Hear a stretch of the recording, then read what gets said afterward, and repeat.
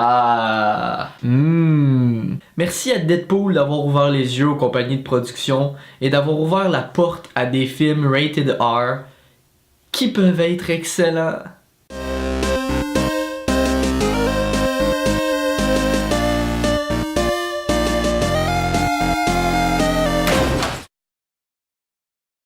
Donc c'est ma première review, mais je vous promets, ça va être sans spoiler.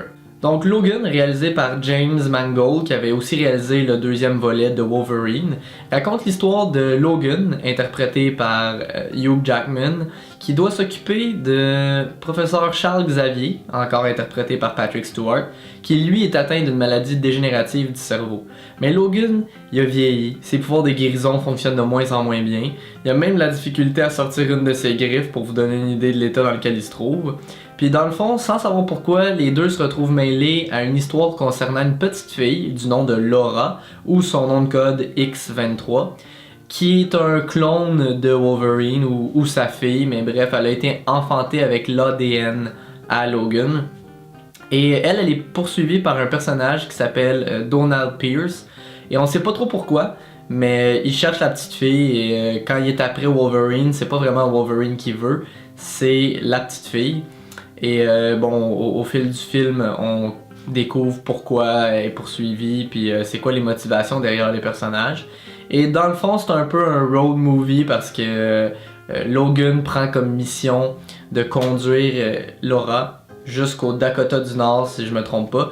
Mais bref, il veut la conduire vers le nord pour qu'elle puisse aller passer la frontière des États-Unis au Canada. En gros, c'est ça l'histoire. J'en dirai pas beaucoup plus pour pas spoiler, mais j'ai vraiment adoré ce film-là. Ça fait partie des rares trilogies ou des rares séries de films qui, selon moi, devient meilleur à chaque nouveau film. Il y avait Wolverine, X-Men Origins au début, qui reste un plaisir coupable pour moi, j'aime l'écouter, mais je sais que c'est mauvais, il y a plein d'incohérences et il y a plein de gâchis à Deadpool. Ensuite, il y a eu The Wolverine, que j'ai beaucoup aimé, que j'ai trouvé bon, sauf à la fin, j'ai vraiment pas aimé la fin de Wolverine, mais le reste du film était quand même bon. Et là, on se ramasse avec Logan. Logan qui a été rated R aux États-Unis, donc qui est pas accessible aux enfants. Et ça paraît, c'est violent. On voit très bien qu'est-ce que Wolverine fait avec ses griffes. Et j'ai adoré ça. Puis j'ai pas adoré ça parce que j'aime la violence gratuite. J'aime la violence quand elle fait du sens puis quand elle a sa place. Un gars qui a des griffes en métal et qui est un animal qui tue d'autres gens, dans un film où on voit pas de violence, pour moi ça fonctionne moins bien. Tout simplement parce que ça vous plaise ou non, la violence est innée chez l'homme, malheureusement. Faites juste regarder l'Amérique du Nord, ça a été bâti sur la violence. Donc quand tu mets un film avec ce genre d'histoire-là, ce genre de scénario, mais que tu coupes la violence, pour moi ça perd juste de son réalisme. Donc Logan est venu me chercher à ce niveau-là, c'était extrêmement bien fait. Des griffes qui rentrent dans des têtes, on en voit souvent et il s'en cache pas. Les scènes d'action, les scènes de combat sont juste merveilleuses, mais j'ai trouvé que le film, c'était pas un film typique de super-héros avec de l'action et une petite histoire derrière. C'est plus l'inverse. Moi, j'ai vu ça comme un drame, un très bon drame, avec des scènes d'action. J'ai adoré le scénario. Les screenwriters chez DC devraient définitivement prendre exemple sur ce genre de film-là, même si on s'entend que Marvel a quand même eu ses mauvais coups. Daredevil, X-Men Origins, puis il y a pas si longtemps, Fantastic, comme ils l'ont écrit, Fantastic Four, puis je peux pas croire qu'ils en font un deuxième, mais ça c'est une autre histoire. On en apprend vraiment beaucoup sur les motivations de chacun des personnages, ça fait du sens, puis ce qui peut être touché quand on met des enfants dans un film, ça peut rapidement devenir cheesy et irréel. Un peu comme moi, j'ai toujours des problèmes avec l'enfant qui fait les deals de drogue dans Robocop 3. Il y a des fois où ça passe juste pas, mais tout ce qui est relié aux enfants dans ce film-là, parce qu'on en apprend plus sur leur backstory, d'où ils viennent, pourquoi ils sont comme ça, puis pourquoi ils font ça, ça en devient que ça fait du sens, puis ça se moule bien dans toute l'histoire. Juste la scène d'ouverture, quand ça commence, on sait tout de suite à quoi s'attendre pour le reste du film en termes d'action et de réalisation, de prise de vue des scènes. Puis ce que j'ai aimé aussi, c'est que Ils ont pris deux risques principaux selon moi, que c'est pas tous les films qui osent prendre, et ça a super bien fonctionné. Il y a un des risques que je pourrais pas trop vous parler, ça concerne un des personnages, et tout ce que j'espère, c'est que, comme ils disent en anglais, they will stick with it. Donc j'espère juste qu'ils vont pas tout annuler ça dans un prochain film, comme des fois le cinéma américain est bon pour faire. Donc on ajoute une nouvelle scène dans un film qui suit, qui vient annuler quelque chose qui est arrivé dans l'autre. Donc pour moi ça viendrait tout détruire, mais c'est un risque que j'ai beaucoup aimé. Le deuxième risque dont je peux vous parler, on le voit aussi dans la bande-annonce, c'est que les comics, les bandes dessinées des X-Men existent dans l'univers du film. Donc il n'y a pas de quatrième mur comme dans Deadpool, mais dans le fond on peut se dire que sûrement que les X-Men dans le passé ont inspiré assez de gens par leur action héroïque, qu'il y a des gens qui se sont inspirés d'eux pour créer les bandes dessinées d'X-Men que nous on connaît.